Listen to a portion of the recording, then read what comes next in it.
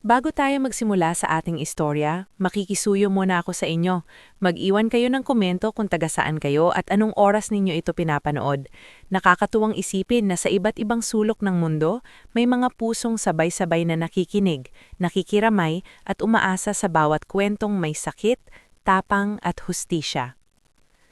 Sanay si Salve Lloren sa buhay na hindi maramot sa pagsubok. 26 anyos pa lamang siya, pero parang 2 dekada na siyang nakikipagbuno sa kahirapan. Lumaki siya sa isang maliit na inuupahang bahay sa Pasig, kasama ang inang si Elma, isang tahimik ngunit sakitin ng mananahi, at ang bunsong kapatid na si Nencio, na nasa kolehiyo pa lamang at pilit isinasabay ang pag-aaral sa part-time na trabaho sa computer shop. Hindi marangya ang buhay nila. Ang kisame ng bahay nila ay may bahid ng dating tulo ng ulan. Ang mesa nila ay lumang kahoy na inukit pa ng namayapa niyang ama at ang bentilador sa sala ay kailangang pukpukin paminsan-minsan para umikot ng maayos. Ngunit sa kabila ng lahat, may kaayusan sa bahay nila.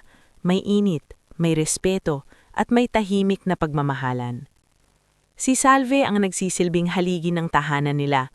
Nagtatrabaho siya bilang junior physical therapist sa San Telmo Rehabilitation Center, isang pribadong klinik na hindi kalakihan ngunit kilala sa maayos na serbisyo. Araw-araw maaga siyang bumabangon. 5:00 pa lang ng umaga ay nakahanda na ang baon ni Nencio, nakasalang na ang lugaw para sa kanyang ina at planchado na ang uniform niyang simpleng puting blouse at asul na slacks.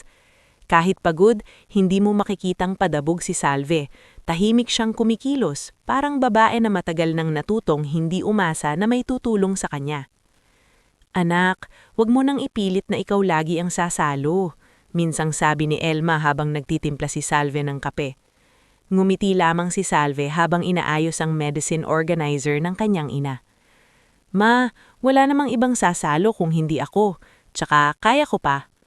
Hindi habang buhay malakas ang tao, mahinang ngunit makahulog ang tugon ni Elma. Hindi rin habang buhay mahirap, sagot ni Salve, saka siya bahagyang tumawa para pagaanin ang usapan. Sa San Telmo Rehabilitation Center, kilala si Salve hindi lang sa tiyaga, kundi sa kakaibang lambing sa mga pasyente.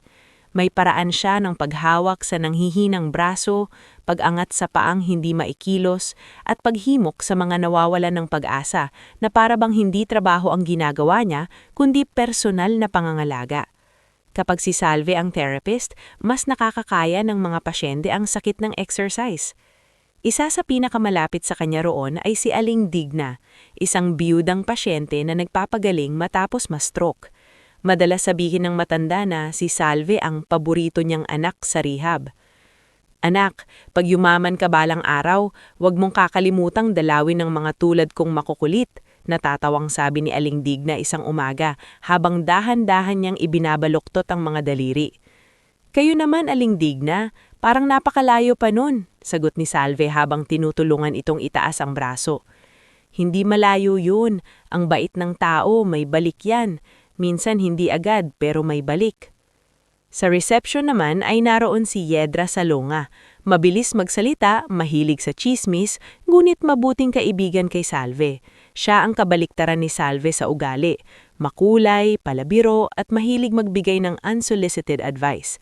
Kapag lunch break, dahil madalas silang sabay kumain ng baon sa pantry, "Salve, sinasabi ko sa'yo, sa ganda mong yan at sa bait mo, hindi pwede na trabaho at bahay lang umiikot ang mundo mo," sabi ni Yedra habang isinusubo ang tortang talong. "Hindi ko naman priority ang love life," sagot ni Salve, bahagyang naiilang. "Uy, hindi ako mali, hintayin mo. Baka mamaya may magdala rito ng pasyente tapos biglang siya na pala ang plot twist ng buhay mo." Tinawanan lang yun ni Salve. Wala siyang panahon mangarap ng malaki. Sa totoo lang, matagal na niyang isinantabi ang mga bagay na para sa ibang babae ay normal lamang, romansa, pahinga, bagong damit, bakasyon o kahit simpleng luha. Para sa kanya, sapat nang may pagkain sa lamesa at may bambayad sa gamot ng ina. Ngunit gaya ng madalas sabihin ni Aling Digna, dumarating ang mga bagay na hindi mo hinihingi. Isang hapon, dinala sa San Telmo ang isang bagong pasyente, si Arturo Valleja, isang 68 taong gulang na negosyante na bahagyang naparalisa matapos ang mild stroke. Hindi agad kinabahan ng mga staff sa pangalan, pero halatang may bigat ang pamilya nito sa paraan ng pagdating nila. May sariling sasakyan, may kasamang driver, at may isang lalaki na naka-long sleeves at relo na kayang bayaran ng isang taong renta ng buong rehab sa isang pindot lang. Ang lalaking yon ay si Leandro Valleja. Sa unang tingin, hindi siya yung tipo ng lalaking agad mapapansin ng isang babae dahil sa porma lamang. Hindi siya palabihis o maingay, wala siyang gwapong pilit, pero may kakaibang kapanatagan sa kanya. Malinis manamit, mahinahong magsalita, at marunong tumingin sa kausap na parang mahalaga ang sinasabi niya. Nang unang kausapin si Salve tungkol sa therapy plan ng tiyo niya, hindi niya ito kinausap na parang utusan lang o simpleng empleyado. "Kayo po ba si Miss Salve Lloren?" Tanong niya ng maayos. Opo, ako po ang maghahandle kay Sir Arturo sa initial sessions. Tiwala ako sa inyo, sabi niya agad. Narinig ko sa doktor na magaling daw kayo sa mga pasyenteng ayaw mag-cooperate. Napatingin si Salve sa kanya. Hindi naman po sa magaling.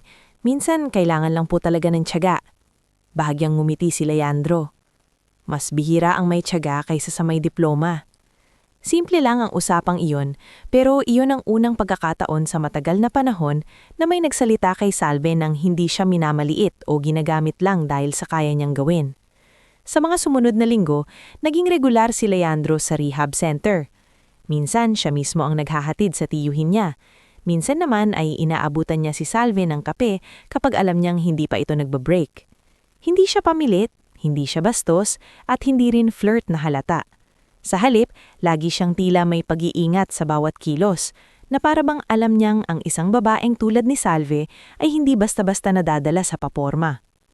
"Hindi ka ba nawiwerduhan?" Bulong ni Yedra minsan habang pinapanood si Leandro na tinutulungan ng tiyuhin niyang maupo sa wheelchair. "Mukhang mayaman pero hindi yabang." "Baka mabait lang talaga," sagot ni Salve. "Mas delikado ang mabait, nakaka-inlove." "Tumigil ka nga." Ngunit sa kabila ng pagpipigil ni Salve, unti-unti niyang napapansin ang mga maliliit na bagay kay Leandro. Ang pagiging magalang nito sa mga janitor, ang paraan nitong pasalamatan ng guard na si Temyong kapag binubuksan ng gate, ang ugali nitong huwag magsalita ng mataas kahit alam bang sanay siyang sundin ng tao. Sa mundong puno ng mga taong nagmamadali, si Leandro ang tipo na marunong huminto para makinig.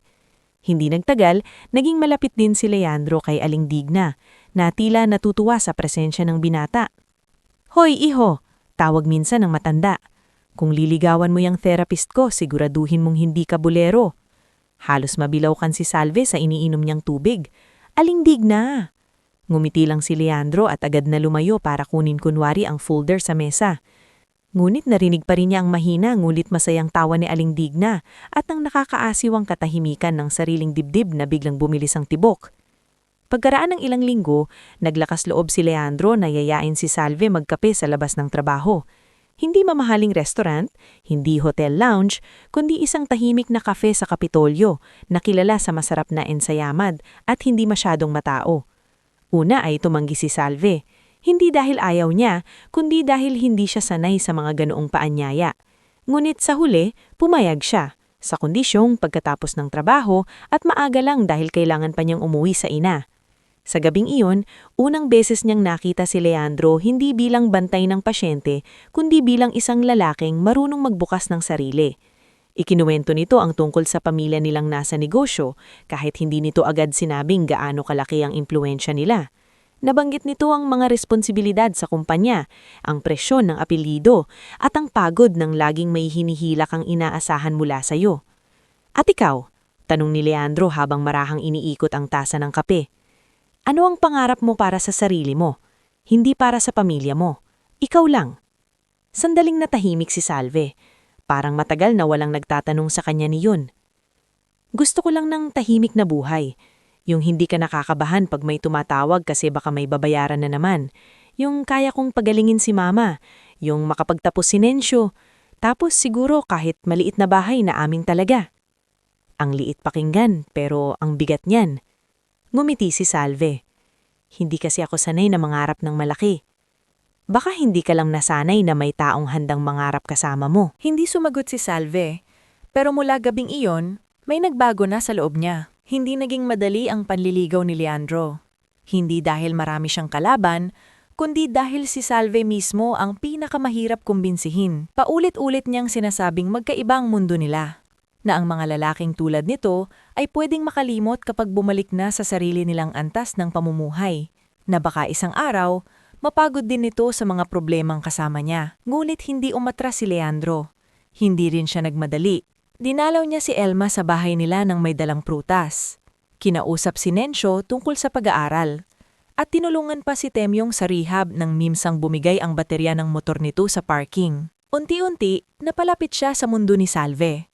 At unti-unti ring napalapit si Salve sa puso niya. Ngunit kasabay ng maglapit ng dalawa, unti-unti ring lumilitaw ang aninong hindi pa lubusang naiintindihan ni Salve. Nang minsang imbitahan siya ni Leandro sa isang simpleng dinner sa bahay ng pamilya nito, doon niya unang naramdaman na may malamig na pader na naghihintay sa kanya. Hindi pa man siya tuluyang nakakapasok sa mundo ng mga valeha, ramdam na niya ang bigat ng mga matang sumusukat, humuhusga, at naghahanap ng dahilan para hindi siya tanggapin. At sa gabing iyon, kahit hindi pa nagsasalita ng lantaran ang mga taong magiging dahilan ng pinakamadilim na yugto ng buhay niya, may kung anong malamig na kutob ng kumapit sa dibdib ni Salve, na ang pagmamahal na unti-unti pa lang nang hinahawakan ay may kalakip na presyong hindi niya pa kayang sukatin. Bago tayo dumako sa kasunod ng istoryang ito, mag-iwan muna kayo ng komento kung taga saan kayo at anong oras ninyo ito pinapanood. Nakakatuwang isipin na sa bawat tahanan, sa bawat tahimik na gabi o abalang tanghali, may mga pusong sabay-sabay na nakikisama sa paglalakbay ng isang kwentong puno ng pagmamahal, pait, at mga lihim na unti-unting nabubunyag. Pagkatapos ng gabing nagkape sina Salve at Leandro sa tahimik na kafe sa Kapitulyo, hindi na maikakailang may nabuksang bagong yugto sa pagitan nilang dalawa. Ngunit si Salve, gaya ng dati, ay hindi agad nagpadala sa init ng damdamin. Nang gabing iyon, pag-uwi niya sa bahay nila sa Pasig, nadatnan niya ang inang si Elma na nakaupo sa lumang sofa. Tahimik na nag-aayos ng mga retasong tela para sa tatahiin kinabukasan. Nasa maliit na mesa naman si Nencio, nakatungo sa laptop na hiram pa sa kaklase para makagawa ng school project. Napangsin agad ni Elma ang kakaibang liwanag sa mukha ng anak. Parang mas magaan ang lakad mo mayon, sabi nito nang hindi tumitingin ng diretsyo, na para bang alam na nito ang sagot bago pa magsalita si Salve. Nagkunwari pa si Salve na abala sa pagtanggal ng sapatos. Pagod lang po ako, ma. Ang pagod hindi ngumingiti ng ganyan. Natawa si Nencio mula sa mesa. Ate, baka may manliligaw ka na talaga. Ayusin mo na lang yung project mo, sagot ni Salve, pero halatang hindi na itago ang pamumula. Hindi niya ikinuwento agad ang tungkol kay Leandro sa buong detalye. Hindi dahil ikinahihiya niya ito, kundi dahil natatakot siyang bigyan ng pangalan ng isang bagay na hindi tiyak. Sa dami ng pinagdaanan nila sa buhay, sanay na si Salve na wag matuwa ng lubusan sa mga bagay na baka mawala rin. Para sa kanya, mas ligtas ang tahimik na pag-asa kaysa sa malakas na pangarap. Subalit si Leandro ay hindi yung tipong lalaking pabugso-bugso lamang ang interes. Sa mga sumunod na linggo, mas naging malinaw ang layunin niya. Hindi siya nagparamdam ng ilang araw lamang tapos nawawala. Hindi rin siya dumating sa buhay ni Salve para lang guluhin ito. Sa halip, naging maingat at tuloy-tuloy ang kilos niya, parang taong matagal nang alam ang bigat ng salitang seryoso. Minsan, hinintay niya si Salve matapos ang shift nito para ihatid sa sakayan. Minsan naman, nagpadala siya ng lutong lugaw para kay Elma nang malamang inatake ito ng sipon at lagnat. Isang Sabado, pumunta pa siya sa bahay nila dala ang bagong blood pressure monitor. Hindi mamahalin sa itsura, pero halatang dekalidad. Hindi naman kailangan nito, sabi ni Salve habang hawak ang kahon. Kailangan. Mahinaw na tugon ni Leandro. Mas mahalang umispital kaysa umiwas sa sakit. Napatingin si Elma kay Leandro mula sa upuan nito. Iho, hindi ka sanay sa ganitong bahay, ano? Hindi nag-atubali si Leandro. Bakit po? Dito po ako pinakakomportabling pinatuloy ng mga nakaraang linggo. Hindi yon pambobola. Ramdam yon ni Salve. Kaya habang unti-unting lumalalim ang pagtingin niya kay Leandro, unti-unti ring siyang natutong ibaba ang depensang matagal niyang pinanghawakan. Dumating ang araw na formal siyang sinagot ni Salve. Hindi sa engranding paraan, kundi sa simpleng pag-amin habang magkasabay silang naglalakad sa gilid ng rehab center matapos ang shift nito. Hindi ko alam kung tama ba to. Mahinang sabi ni Salve noon. nakatingin sa bangketa at hindi sa mukha ni Leandro. Magkaiba tayo ng mundo. Huminto si Leandro at humarap sa kanya. Hindi ko hinihinging kalimutan mo yon.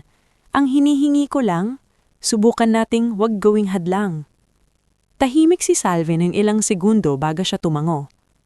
Sige, susubukan ko. Sa simpleng tugong yon, para bang may nabunot na tinik sa dibdib ni Leandro. Hindi siya napasigaw sa tuwa, hindi siya naging padalos-dalos. Ngumiti lang siya, yung ngiting may halong pasasalamat at pag-iingat, na para bang alam niyang hindi ito laro at ayaw niyang masira sa pagmamadali. Pero kasabay ng tahimik na pag-usbong ng relasyon nila, nagsimula ring sumungaw ang mas malamig na katotohanan tungkol sa pamilyang pinagmulan ni Leandro. Isang hapon, matapos ang session ni Arturo Valleja, nagpasya si Leandro na panahon ng ipakilala ng maayos si Salve sa pamilya niya. Hindi bilang staff ng rehab, hindi bilang kaibigan, kundi bilang babaeng mahal niya. Nag-alangan si Salve. Sapat na para sa kanya ang ilang kwentong narinig niya mula sa mga pahiwatig ni Leandro, na istrikto ang ina nito, na komplikado ang samahan sa bahay, at na hindi lahat ng nasa pamilya ay bukas sa mga bagong taong pumapasok sa buhay nila. "Huwag na muna siguro," maingat na sabi ni Salve habang nasa parking lot sila. "Pwede namang hindi agad." "Mas ayoko na tila tinatago kita," sagot ni Leandro.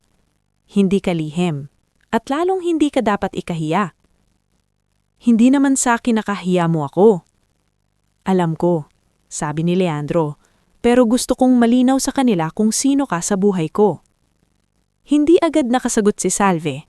Naisip niya ang mumunting sala nila sa Pasig, ang simpleng baon niya araw-araw.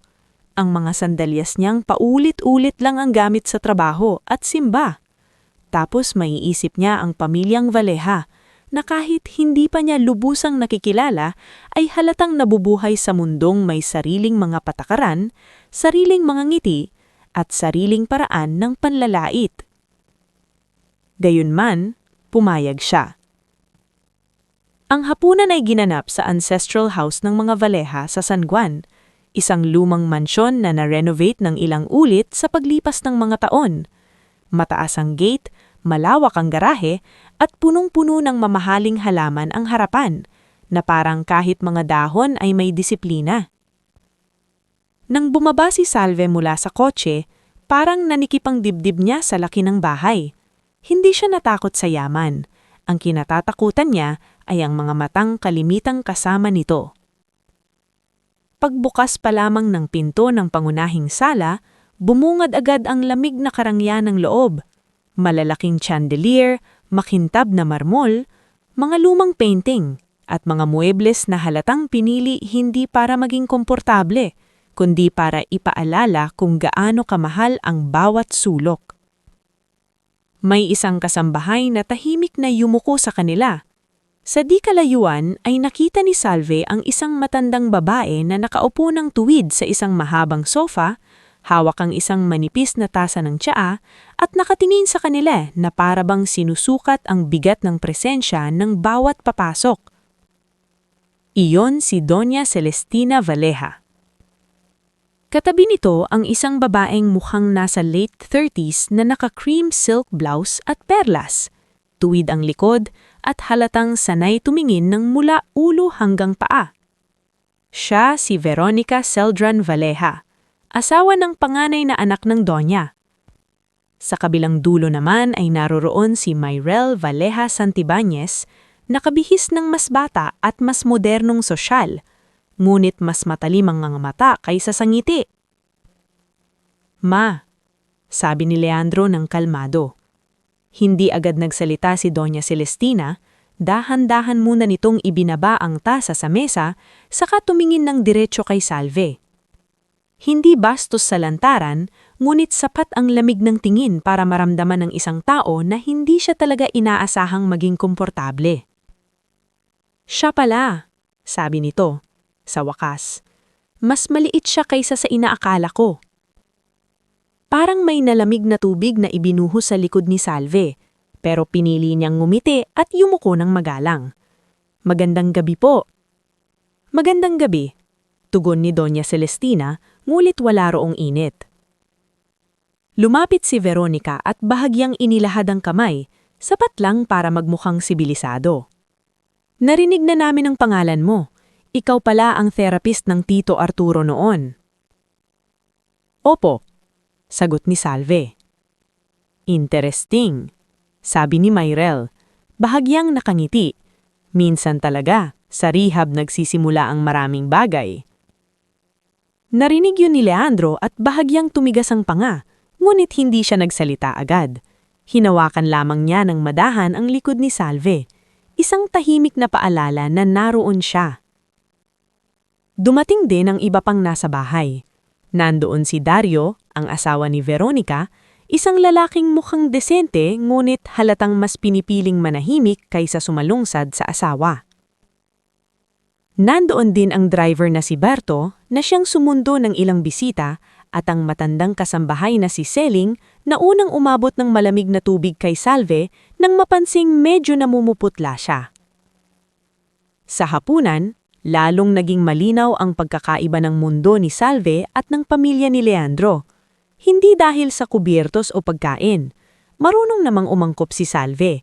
Ang tunay na agwat ay nasa paraan ng pakikitungo.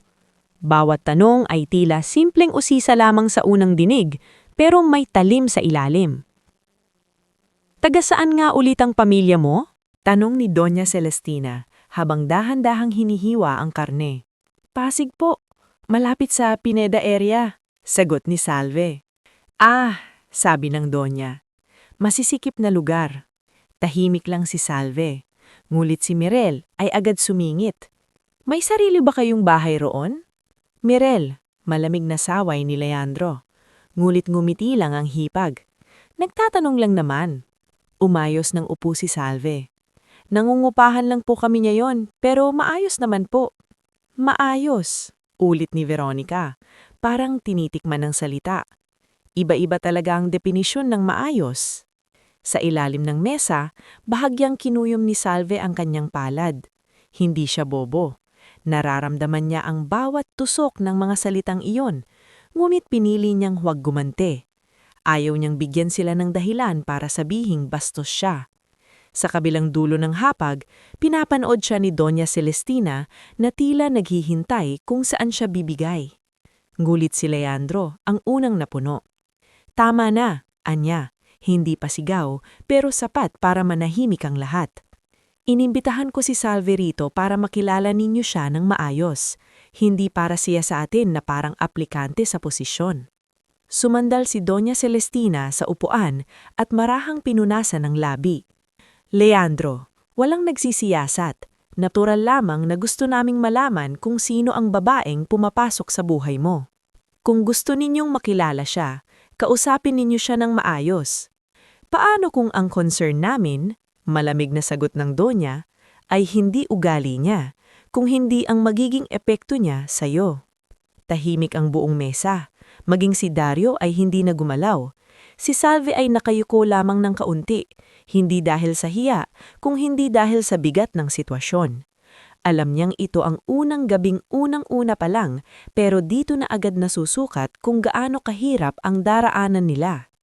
Mula sa gilid, si Seling ang jumapit para mag-refill ng tubig ni Salve. Bahagyang itong yumuko at bumulong ng napakahina, halos hangin lamang ang dating ng boses. Lakasan mo loob mo, iha. Nagulat si Salve ngunit hindi siya lumingon. Sa kakaunting kabutihang iyon mula sa halos estranghero, nakaramdam siya ng kaunting ibay. Pagkatapos ng hapunan, dinala ni Leandro si Salve sa hardin sa likod ng bahay, malayo sa malamig na sala at sa hapag na puno ng nakatagong pangungutya. Tahimik ang paligid. Ang tanging maririnig ay ang mahinang tunog ng fountain at ang ingay ng lungsod na abot lamang bilang alingaw-ngaw. "I'm sorry," mahinang sabi ni Leandro, saka agad itinuwid ang kanyang sarili. "Pasensya ka na, hindi ko inaasahan ganyan kayo kalala sa unang gabi pa lang." Umiling si Salve. "Inaasahan ko naman ng kaunti, hindi lang ganito kabilis. Hinding-hindi kita hahayaang bastusin." Tumingin si Salve sa bahay na iyon, malaki, maliwanag, elegante at malamig. Leandro, hindi ito simpleng hindi nila ako gusto. Parang ayaw nilang may puwang ako kahit saang mundo mo. Napalunok si Leandro. Alam niyang tama si Salve. Sa loob ng bahay, sa likod ng manipis na kurtina ng terrace door, nakatayo si Doña Celestina at tahimik silang pinagmamasdan. Katabi niya si Veronica, nakatikom ang mga labi, habang si Mirel naman ay hawak ang kanyang wine glass na tila may sariling amusement sa nangyayari. Hindi magtatagal yan, bulong ni Veronica. Ngumiti ng manipis si Doña Celestina, ngunit hindi iyon ngiting may tuwa. Iyon ang ngiting may pasya. Magiging problema ang babaeng iyan at ayokong hintayin pang siya ang maging dahilan ng tuluyang paglayo ng kapatid ninyo. Sa labas, wala pang kaalam-alam si Salve na ang hapunang iyon ay hindi lamang unang pagsubok ng pagtanggap. Iyon din ang unang gabing tuluyan na siyang minarkahan sa isip ng mga babaeng hindi marunong magbahagi ng kapangyarihan at handang gawin ang lahat para burahin siya sa buhay ng lalaking pinili niyang mahalin. Bago tayo dumako sa susunod na bahagi ng ating istorya, mag-iwan muna kayo ng komento kung taga saan kayo at anong oras ninyo ito pinapanood. Kahit saan man kayo naroroon ngayon, sana ay samahan niyo ako hanggang sa bawat ikot ng kwentong ito. Dahil minsan, ang pinakamalalalim na sugat ay hindi agad nakikita. At ang pinakamalalaking unos ay nagsisimula sa mga tahimik na hapagkainan. Pagkatapos ng unang hapunan sa bahay ng mga Valleja, ilang araw na hindi maalis sa isip ni Salve ang lamig ng tingin ni Doña Celestina, ang paikot-ikot na insulto ni Veronica at ang matamis ngulit makamandang na salita ni Mirel.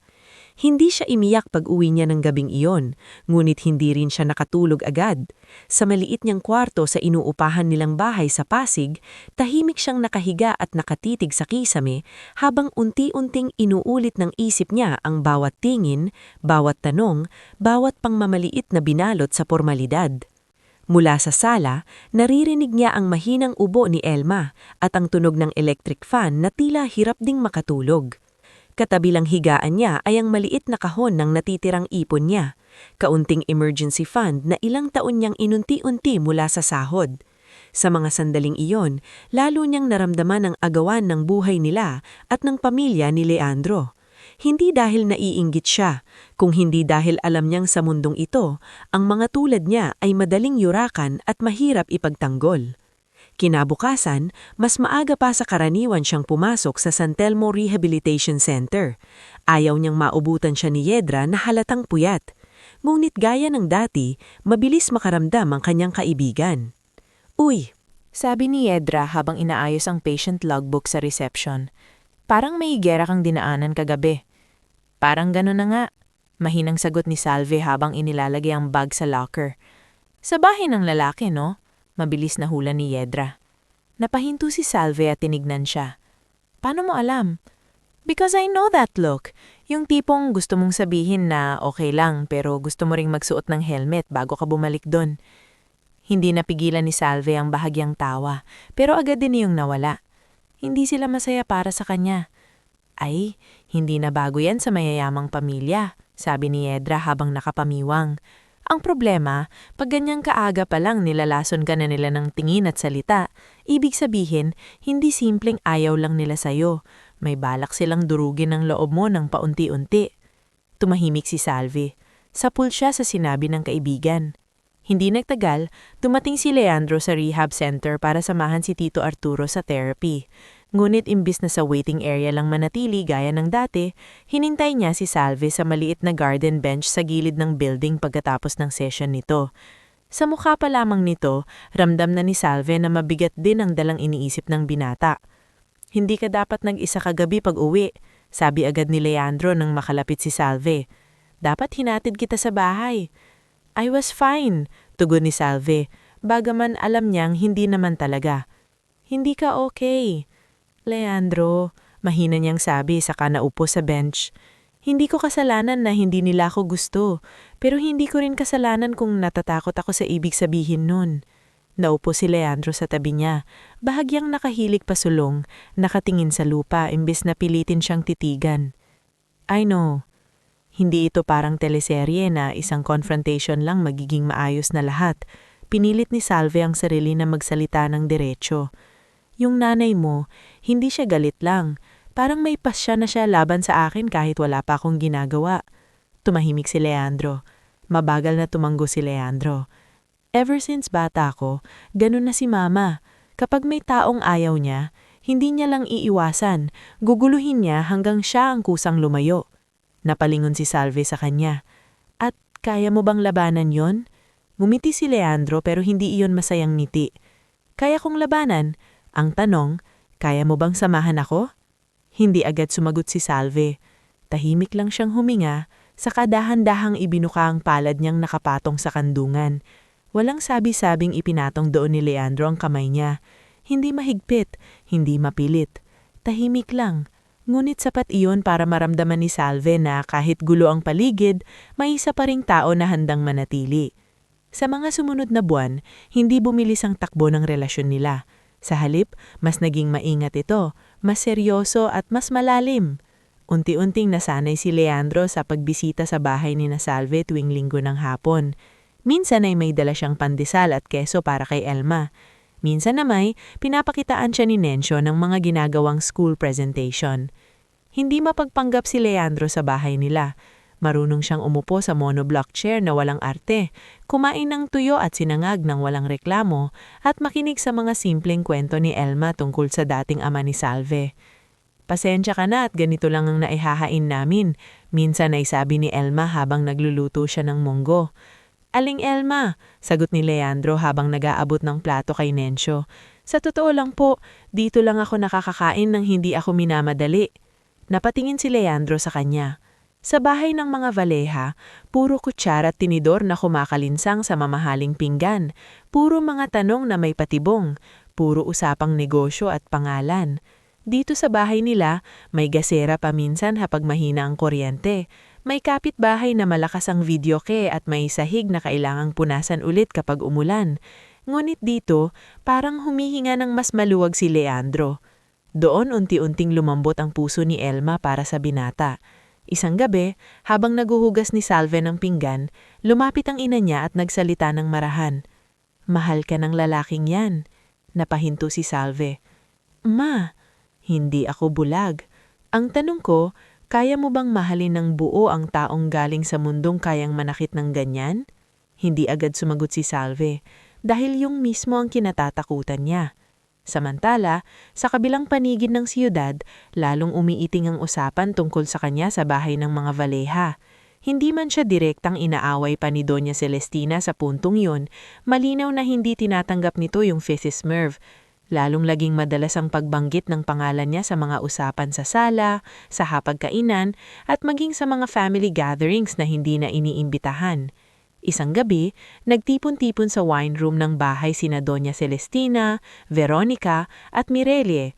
Nandoon din si Dario, ngunit gaya ng nakasanayan, mas pinili niyang maging tahimik habang iniikot ang laman ng baso. Hindi ko maintindihan si Leandro. Nilamig na sabi ni Veronica. Sa dami ng babaeng pwede niyang pakasalan, doon pa siya sa may pasaning pamilya. Hindi pasanin ang problema, sagot ni Dario, pero mababa lang ang boses. Tiningnan siya ni Veronica. Of course you would say that. Wala ka namang alam sa pagdala ng pangalan. Mirel na nakasandal sa upuan ay humihigop ng wine at ngumiti ng manipis. Hindi lang naman dahil mahirap siya. May something sa babaeng yon. Masyadong tahimik, masyadong malinis ang kilos. Mga ganyang klasing babae ang delikado. Hindi mo alam paano tumira, pero marunong mang-agaw ng pwesto. Umayos ng upo si Doña Celestina. Hindi ako natatakot dahil mahirap siya.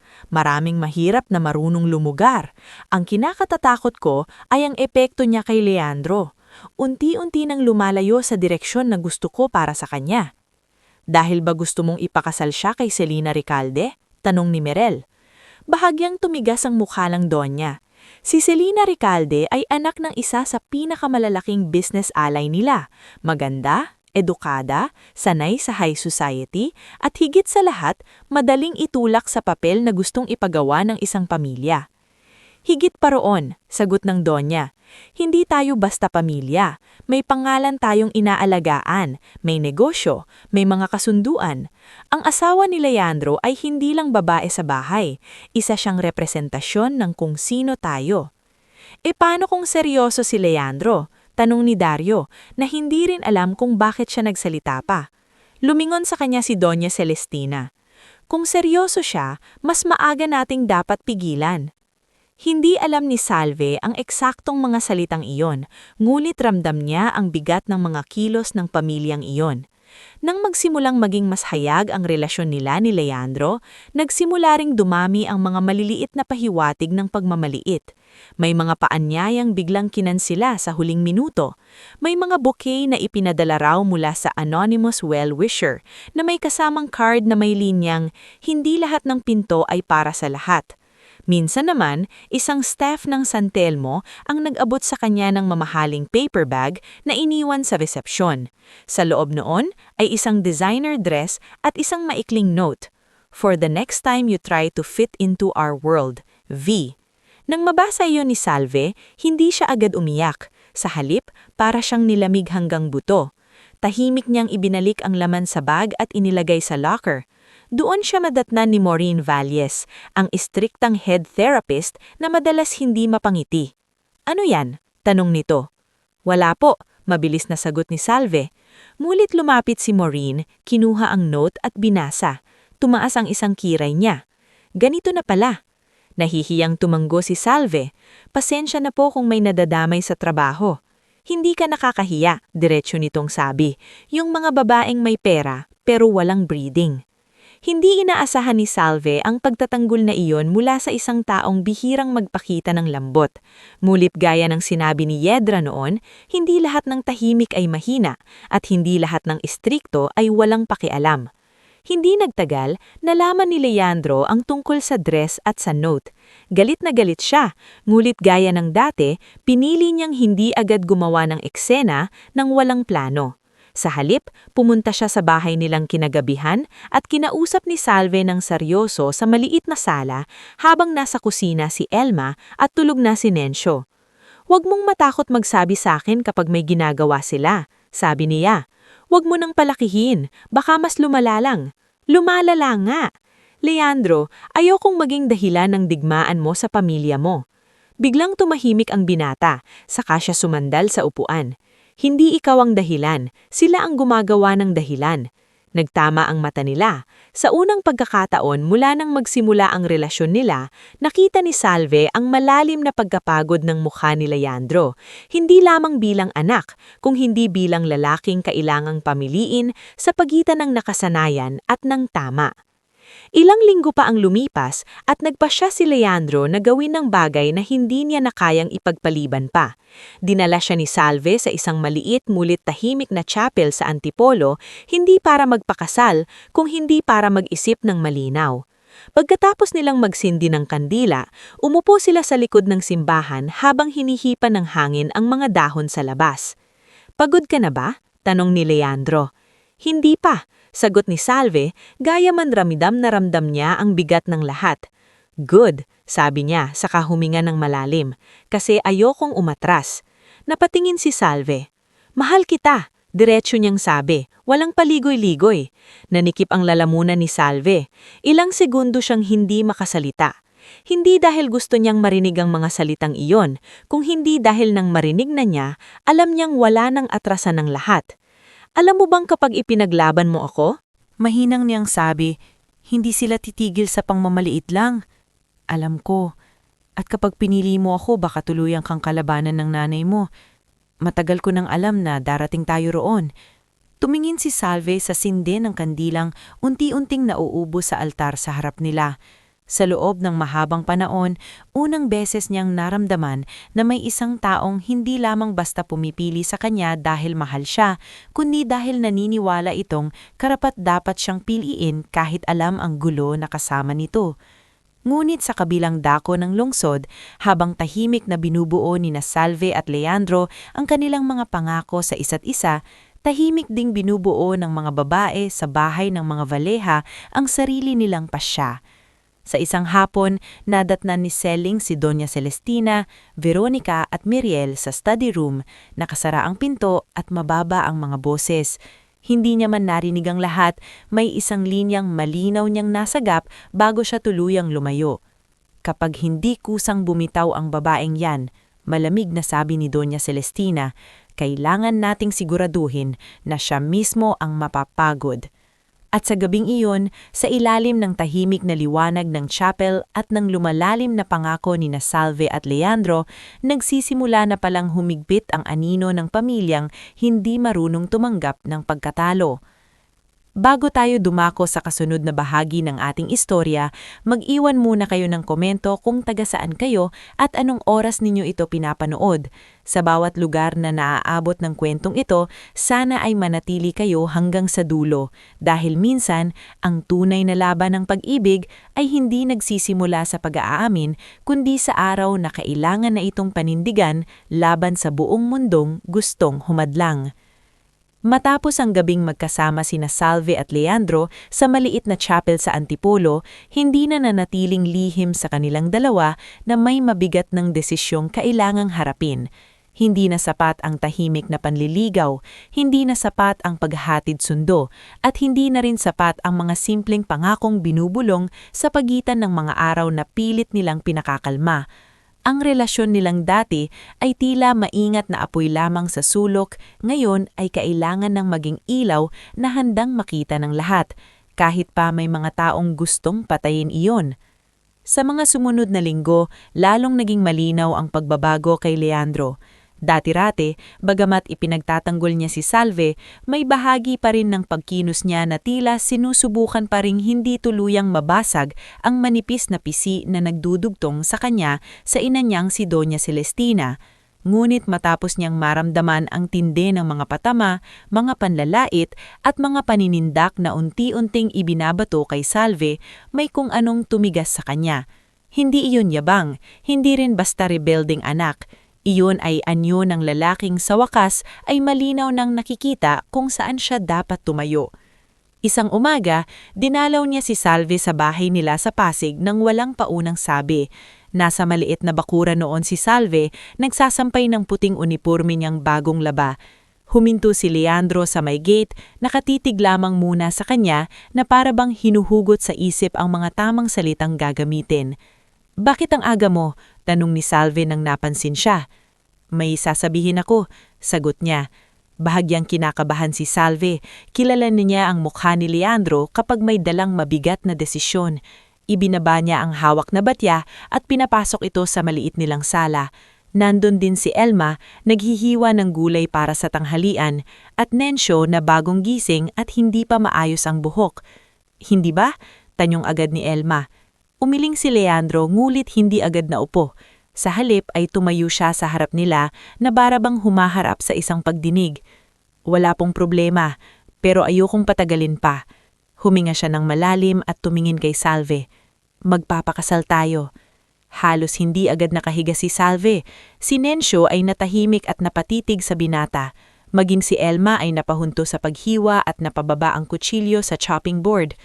"Leandro," mahina lang ang naging tugon ni Salve, hindi dahil ayaw niya, kundi parang biglang bumigat na ang lahat ng implikasyon ng sinabi nito. "Hindi ngayon, hindi bukas, pero ayokong dumating sa punto na pakiramdam mo kailangan mo pang patunayan ang sarili mo para maging karapat-dapat sa akin. Hindi kita gustong patagalin sa alanganin habang araw-araw kang pinaparinggan at sinusubok."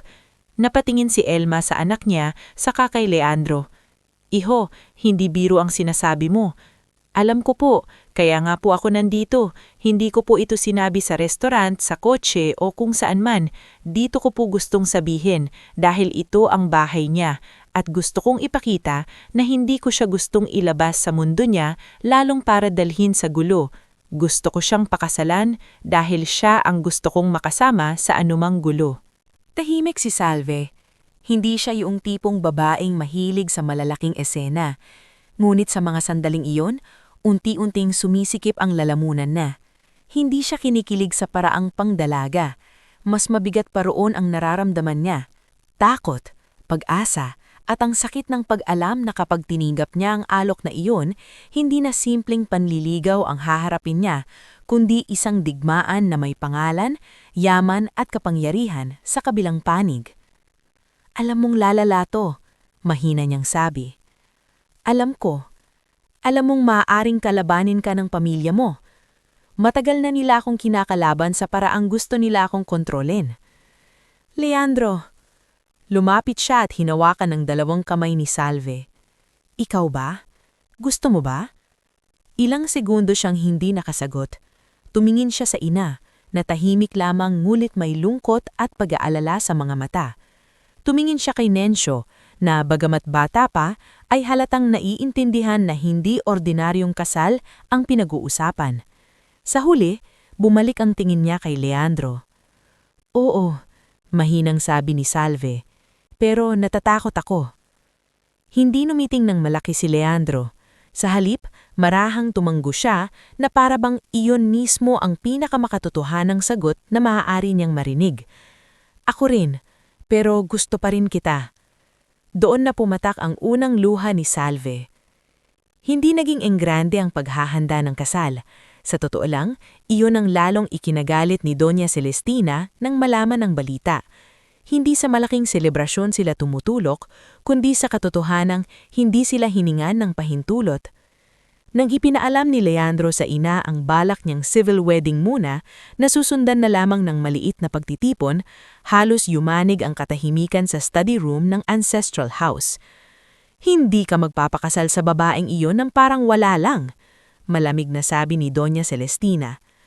Hindi naman po parang wala lang, magpapakasal ako dahil mahal ko siya.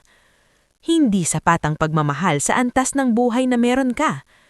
Kung ganun, baka hindi rin sapat ang antas ng buhay ko kung wala akong kalayaang piliin kung sino ang mamahalin ko. Sumingit si Veronica mula sa gilid, nakakross ang mga braso. Ang problema sa iyo, Leandro, para kang batang hindi marunong tumingin sa consequences. Hindi lang sarili mo ang bitbit mo ang pangalan natin. Tumingin si Leandro sa hipag niya ng diretsyo. At ano ba talaga ang kinatatakutan ninyo? Na masisira ang pangalan ninyo o na may isang babae kayong hindi kayang utos-utusan? Namula si Mirel ng inis. Napakayabang naman niya para isipin na siya ang sentro ng lahat. Hindi siya mayabang, mariing sagot ni Leandro. Kayo ang may problema dahil may dumating na hindi ninyo kayang takutin. Mula noon, naging hayagan na ang tensyon. Hindi man direktang pinigilan ng pamilya ang kasal sa legal na paraan, ginawa nila ang lahat upang iparamdam na wala silang basbas. Hindi sila tumulong sa paghahanda, hindi sila nag-alok na suporta, at higit sa lahat, pinuno nila ng patagong pang-iinsulto ang bawat usapan na may kinalaman sa pag-aasawa. May isang pagkakataon pa na si Selena Recalde, ang babaeng dati nang gustong iugnay kay Leandro ng pamilya, ay kusang nagpakita sa opisina nito. Hindi niya dala ang ugaling palingkera. Sa totoo lang, napakakalmado niya. Ngunit ang mismong pagdating niya ay isa ng mensahe. I'm not here to fight you, sabi habang nakaupo sa tapat ni Leandro. Sayang para kanino? Para sa pamilya mo, para sa mga plano ng mga taong umaasa sa iyo, para sa mundong kaya mong galawan ng mas madali kung pipili ka ng ka-level mo. Nanatiling tahimik si Leandro ng ilang sandali. Selena, hindi kita niloko, hindi rin kita pinaasa. I know, ngumiti ito ng pait, pero gusto ko lang makita kung talagang handa kang iwanan ang daan na mas madali para sa babaeng iyon. Ako ang pinili ng daan to, at wala akong planong umatras. Hindi na nakipagtalo si Selena. Tumayo siya, inayos ang bag, at bago umalis ay nagsabi ng isang linya na tumatak sa isip ni Leandro. Then protect her well, because your family doesn't lose gracefully. Samantala, si Salve ay patuloy na nagtatrabaho sa San Telmo habang tahimik na inihahanda ang maliit nilang kasal. Hindi siya nag-resign, hindi siya nagpakaprinsesa, at hindi rin niya hinayaan na umikot ang buhay niya sa paghihintay ng ceremony. Sa katunayan, mas naging doble pa ang pag-iingat niya sa trabaho dahil ayaw niyang may makapagsabing nagbago siya dahil sa lalaking pakakasalan niya.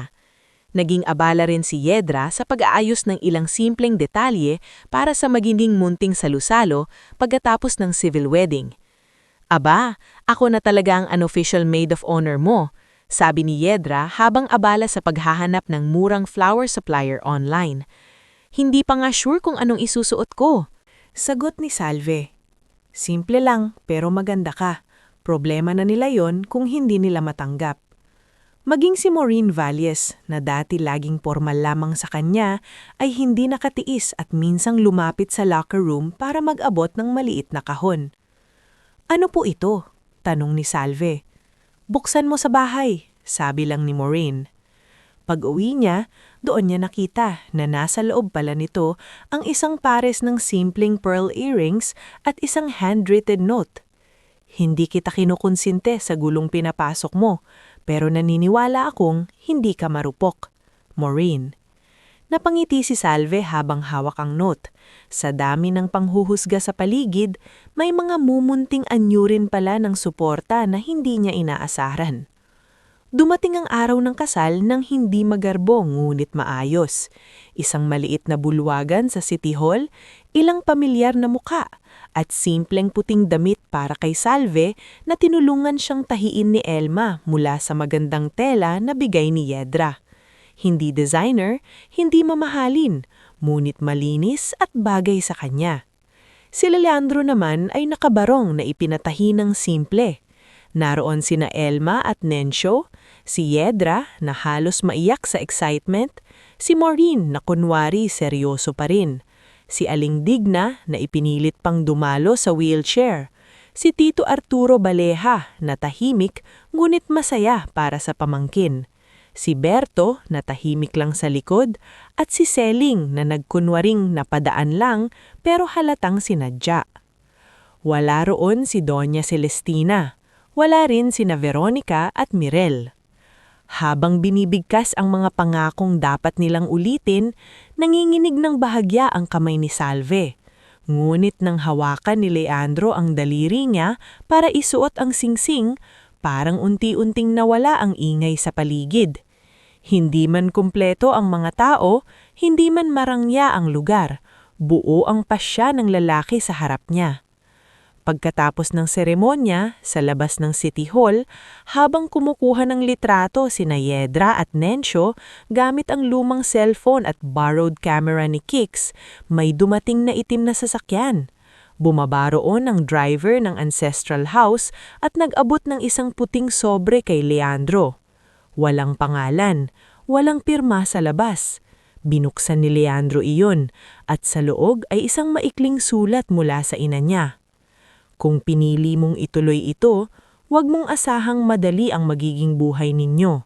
Ang babaeng yan ay maaaring maging asawa mo sa papel, pero hindi siya kilanman magiging bahagi ng pamilyang ito. Nabasa rin iyon ni Salve nang inabot sa kanya ni Leandro. Ilang sandali siyang natahimik. Pagkatapos ay tiklop niya itong muli at ibinalik sa sobre. Itik, sabi ni Salve. Masakit? Tanong ni Leandro. Oo, tapat niyang sagot. Pero hindi na ako aasa. Mula sa di kalayuan, pinagmamasdan sila ni Berto habang nakasandal sa sasakyan. Sa loob-loob niya, iyon na ang simula ng tahimik na gerang matagal nang kinikimkim sa bahay ng mga Baleha. At habang nagsisimula sina Salve at Leandro sa isang maliit, ngunit totoong pagsasama, unti-unti namang tumitigas ang loob ng mga babaheng hindi matanggap na may isang simpleng therapist na hindi nila napigilang maging asawa ng lalaking gusto nilang kontrolin habang buhay. Bago tayo dumako sa susunod na bahagi ng ating istorya, mag-iwan muna kayo ng komento kung saan kayo at anong oras ninyo ito pinapanood. Nakakagaan ng pakiramdam na malaman na sa iba't ibang lugar at oras, may mga pusong sabay-sabay na sumasabay sa paghinga ng kwentong ito. Dahil kung minsan, ang pinakamabibigat na laban ay hindi agad dumarating ng may sigaw, kundi may katahimikang unti-unting naninikip sa dibdib. Pagkatapos ng kanilang simpleng kasal sa City Hall, hindi agad nagbago ang mundo ni na Salve at Leandro sa paraan ng madalas ipakita sa mga kwento.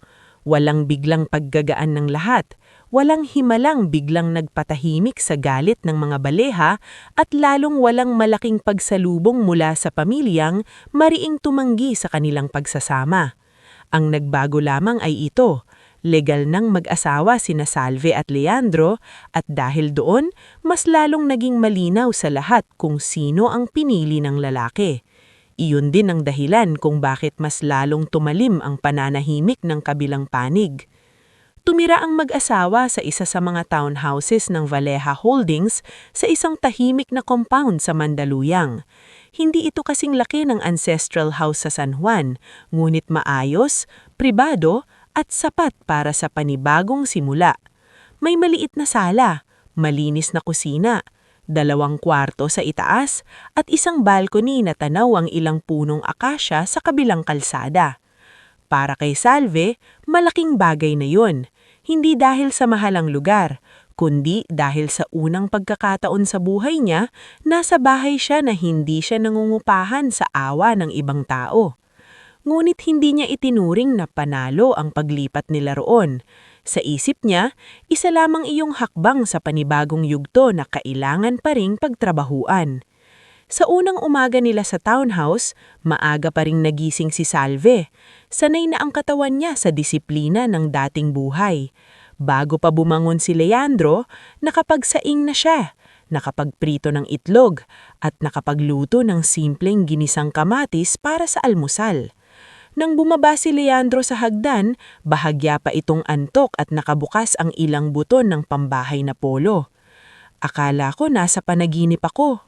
Sabi nito nang maamoy ang niluluto. Masama ba? Tanong ni Salve habang pinapatay ang kalan. Hindi, sagot ni Leandro, saka lumapit at niyakap siya mula sa likod. Kabaligtaran. Ngumiti si Salve ngunit hindi siya agad lumingon. Ayokong masanay ka. Hindi ako full-time kusinera. Hindi rin kita pinakasalan para gawing kusinera. Napahinga siya ng marahan. Sa mga maliliit na sandaling iyon, doon niya higit na naramdaman na totoo ang pagsisikap ni Leandro. Hindi ito perpekto, pero hindi ito nagpapanggap.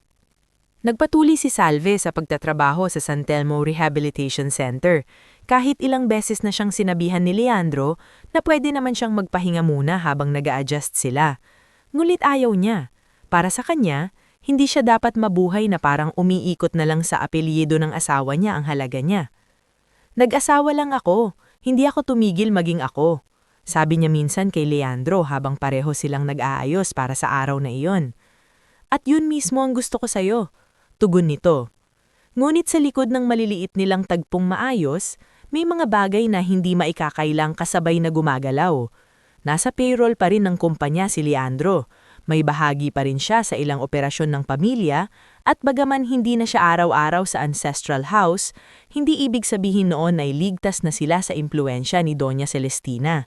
Sa katunayan, tila mas lumanim pa nga ang kontrol ng matanda sa mga paraang hindi agad hayag. Isang linggo matapos ang kasal, ipinatawag si Leandro sa head office para sa isang board review na hindi naman nakaschedule noon. Pagdating niya roon, hindi lamang financial report ang naghihintay sa kanya. Naroon si Doña Celestina sa conference room, kasama sina Veronica, Mirel, ang matandang accountant na si Gervasio Punsalan at ang legal advisor ng pamilya na si Attorney Brant Cielo. Hindi agad nagsalita si Leandro nang naupo siya. Nangingibabaw sa silid ang katahimikan ng mga taong may agenda. May problema ba? Diretsyong tanong niya. Si Doña Celestina ang sumagot. Meron. At isa roon ang asal mong magdesisyon nang hindi man lang tinitignan ng epekto sa kumpanya. Ang pagpapakasal ko ay personal na buhay ko. Walang personal sa pamilyang ito. Lamig na tugon ng Donya. Lahat ng kilos mo ay may epekto sa pangalan ng baleha. Nilingon ni Leandro si Gervasio, ngulit yumuko lamang ang matandang accountant, halatang ayaw makisawsaw. Si Attorney Brant naman ay nanatiling neutral ang luka, ngunit ramdam ni Leandro na hindi rin ito komportable sa direksyon ng usapan. Kung ang gusto ninyo ay sermon, pwede nating tapusin agad. Kasal na kami. Hindi mo pa rin nauunawaan ang pinsalang ginawa mo, singit ni Veronica. Ang mga partner natin ay nagtatanong na kung bakit ka magmadali. Wala akong obligasyong pumili ng asawa para sa convenience ng investors. Nakangiti si Mirel, ngunit manukso ang boses nang magsalita ito. Hindi ba kayo nahihirapan? Therapist pa rin ba siya ngayon? Kawawa naman, baka pagod na pagod pumasok habang ikaw hawak ang milyon. Biglang tumigas ang anyo ni Leandro. Huwag ninyong ibaba ang trabaho ng asawa ko para lang gumaan ang tingin ninyo sa sarili ninyo. Bahagyang sumandal si Doña Celestina. Ang problema sa iyo, Leandro, binigyan ka ng pamilya ng lahat, pero pinipili mong kalabanin kami dahil lang sa isang babaeng hindi marunong lumugar. Doon napuno si Leandro. Si Salve ang pinakamaayos ang asal sa lahat ng babaeng nakapaligid sa akin. Kung may hindi marunong lumugar, yun yung mga taong hindi matanggap na hindi sila ang pinili. Naging napakabigat ng katahimikan sa conference room pagkatapos noon. Sa huli, walang napag-usapan, maliban sa isa. Mas lalong napalayo si Leandro sa kanila, at mas lalong tumindi ang sama ng loob ng ina at hipag nito. Sa kabilang banda, si Salve ay nagsisimula na ring maramdaman na hindi natapos ang pangmamaliit sa araw ng kasal. Sa San Telmo, may mga pagkakataon na may tumatawag sa reception, ngunit hindi nagpapakilala. Nagtatanong kung nandun ba ang bagong Mrs. Baleha na therapist pa rin?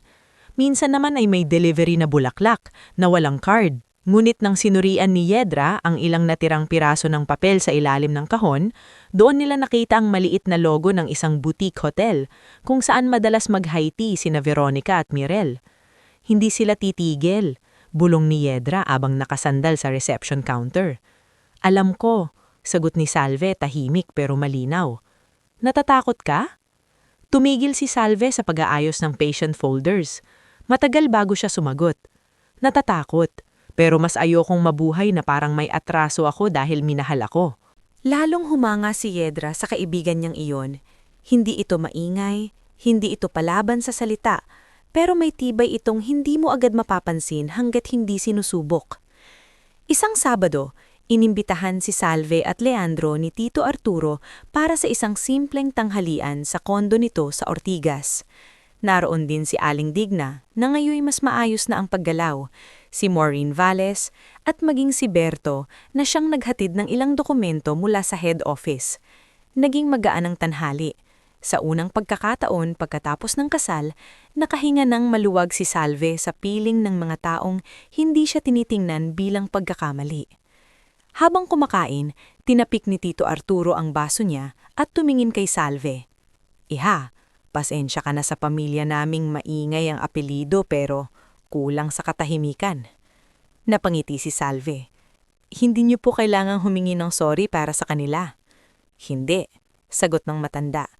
Pero gusto kong malaman mo na hindi lahat ng Baleha ay bulag sa kabutihan. Tahimik na nagpasalamat si Salve. Sa kabilang dulo ng mesa, nandoon si Berto.